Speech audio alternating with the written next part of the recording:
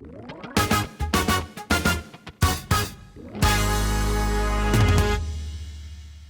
right, let's get into this because Super Bowl week always brings drama. But I got to tell you, this feels a little bit different to me. Tom Brady, who is the most important player in New England Patriots history, arguably the best quarterback of all time, has openly said that he is not rooting for the Patriots in this weekend Super Bowl.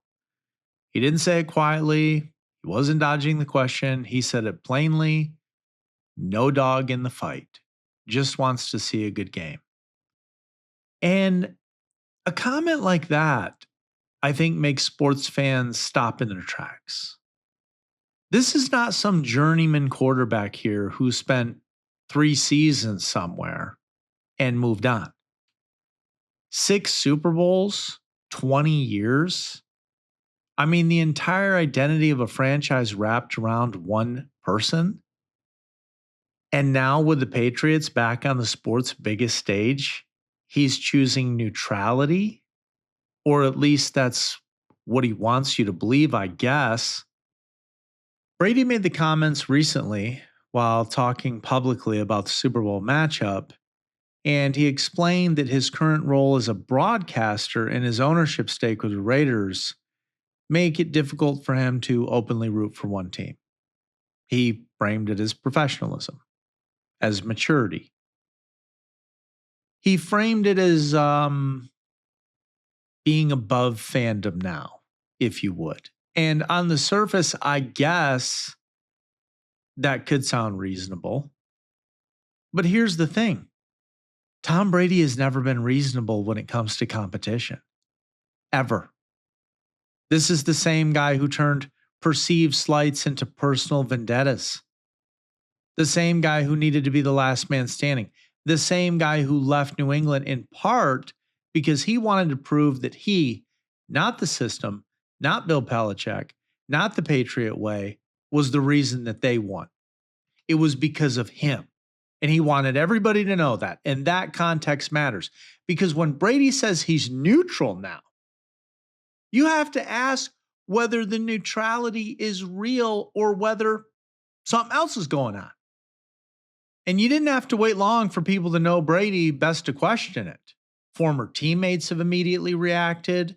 Vince Wilfork flat out said that he didn't buy that.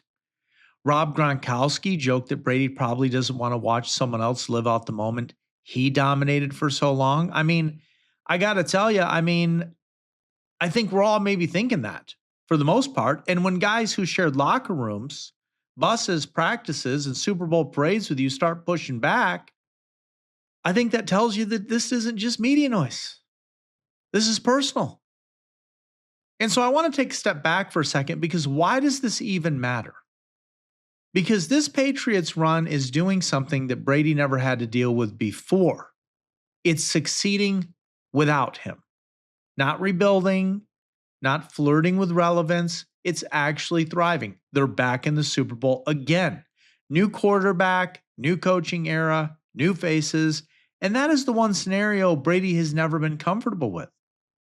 The idea that the Patriots don't need Tom Brady to be elite. And so when Brady left New England, there was an unspoken assumption that the Patriots would fall apart and Tampa Bay would validate him. And in fairness, he did exactly what he set out to do. He won another Super Bowl. He proved his point. Obviously, it was Brady and not Belichick. I think we all got that. But legacy arguments don't stop when you retire. They evolve. And this Patriots team making a Super Bowl without him reopens a conversation Brady probably thought was well closed. And because now the question isn't just how great Brady was, it's how sustainable the Patriots were without him. And that's where jealousy, whether Tom Brady cares to admit it or not, starts to creep in. Now, jealousy doesn't always mean bitterness. Sometimes it's about control. He spent his entire career controlling outcomes, controlling narratives, controlling moments. Super Bowls were this man's stage. And the New England Patriots were his story. And now here comes a new quarterback, a new era for the Patriots, and a Super Bowl that doesn't feature Tom Brady at all. That's unfamiliar territory for somebody who built a legacy on being unavoidable. I mean, listen carefully to how Brady talks about the Patriots now. He doesn't say we. You don't hear him saying that. He says they. He refers to this team as a new chapter. Now, that might sound harmless, but language matters. When you emotionally detach yourself from something, it's often because watching it succeed without you is uncomfortable. And make no mistake, this isn't just about rooting interest. This is about identity. Brady has spent the first phase of retirement transitioning into broadcasting, ownership, and legacy preservation. He is curating how history remembers him. And part of that is making sure no single moment threatens the idea that his era was singular. A Patriots Super Bowl win without Brady doesn't erase his legacy, but it does complicate it a little bit. It reminds people that the Shield mattered too, that the organization mattered, that greatness wasn't exclusive. And so when Tom Brady says he's just there to enjoy good football, it rings a little bit hollow to me. I don't know that I believe that. Because this is a man who never just enjoyed football. He dominated it. Now, to be fair, there are legit reasons for Brady to stay publicly neutral.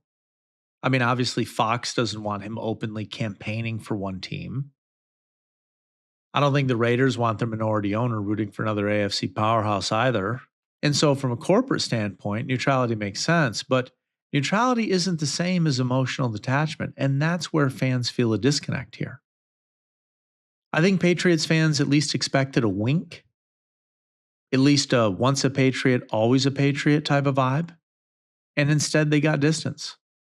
And for a fan base that still reveres Brady as a football god, that stinks. And here's the irony in all of it. If Brady had just said, of course, I want the Patriots to win, but I have to stay professional, nobody would have blinked at that. That wouldn't have been a big deal.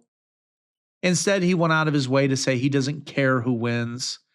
And that's the part that feels forced. That's the part that feels defensive. Because indifference is not a Tom Brady trait. This man doesn't do indifference. He does obsession. He does motivation. He does emotional edges. And when somebody like that suddenly claims neutrality, I think it's fair for fans to wonder what's really underneath that. Maybe it's jealousy. Maybe it's ego.